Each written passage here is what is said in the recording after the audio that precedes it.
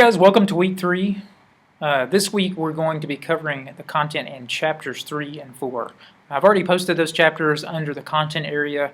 If you can't find those, if you have any problems with opening those or anything, let us know immediately, or me know immediately, on the FAQ discussion board, and I can make sure that those are working for you. They should be okay though. Also, make sure you get your textbook, the one listed on your syllabus. That is a requirement of the course, just letting you know. I know that there was a problem getting those in. There always is, no big deal, but I did post those chapters this week, but try to get that textbook this week so you can read along that way. So chapters 3 and 4 this week. Chapter 3 is really, there are a lot of things to discuss there, but the main thing you're going to look at in chapter 3 is multiple intelligences, or the theory of multiple intelligences, developed by a psychologist, Howard Gardner. I'm not sure when, I think around 1968.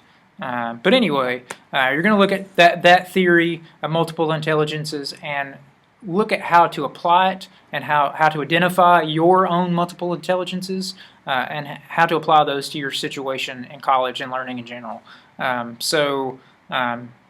Hopefully you'll have fun looking at that and assessing yourself and thinking about how you learn that way. However, as a professor, it's always my job to post alternate opinions, so you can get multiple directions on one topic.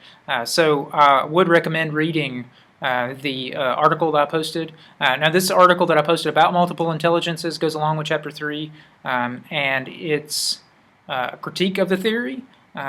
It's an academic article, so if you've never read an academic article before, an academic article as opposed to a magazine article or a newspaper article, it's a little bit more difficult to read because it's written for specialists in the area, but take a crack at that and read over that.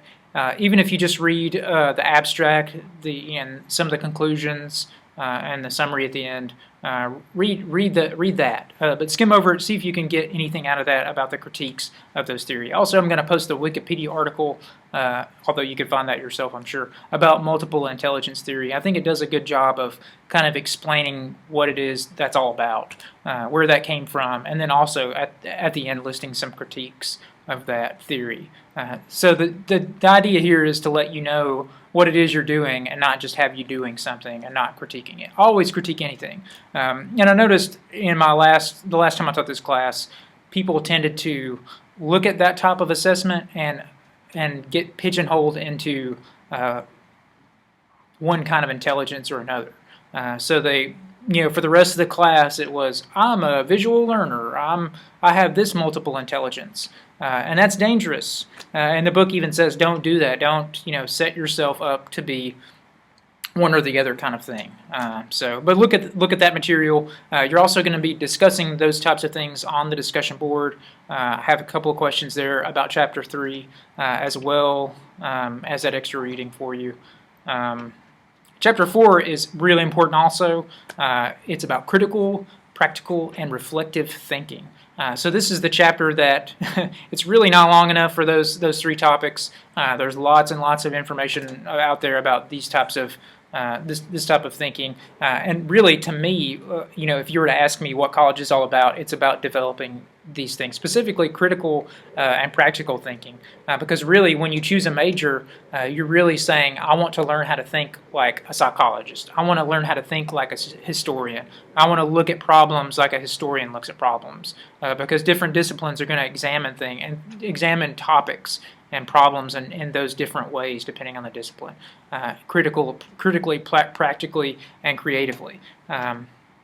So hopefully this will help you get a jump start on doing that, although it's nowhere near exhaustive on the topics. Okay, let's see, my cheat sheet. Discussion 1, Bag of Skills. Part 1 is due this Sunday at 11:59.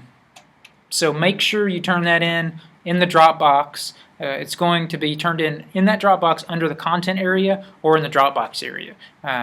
So look for that. If you're having problems finding that, make sure you post to the FAQ question and answer FAQ, and I can help you find that.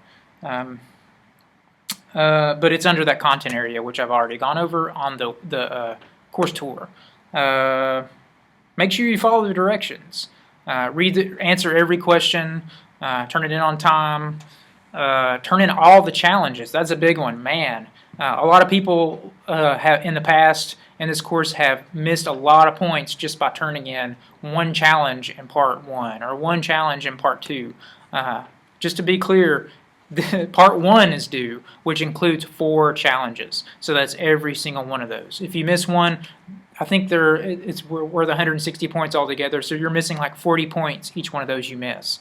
So turn those in. Make sure you're reflecting on those and looking at the readings to help guide you through these, because it really is tied into the readings. Well, I don't want to keep you too long. I think I covered just about everything. Anything else? Ask questions. Ask on the Ask Questions FAQ, and I'll help you answer them, give you any guidance. Please don't wait till the last minute, because chances are I will not be on at 11:59 on Sunday at the last minute to answer your questions. Get those out of the way beforehand. I've got to go to work on Monday morning. Sorry about that. But yeah, ask any questions you have.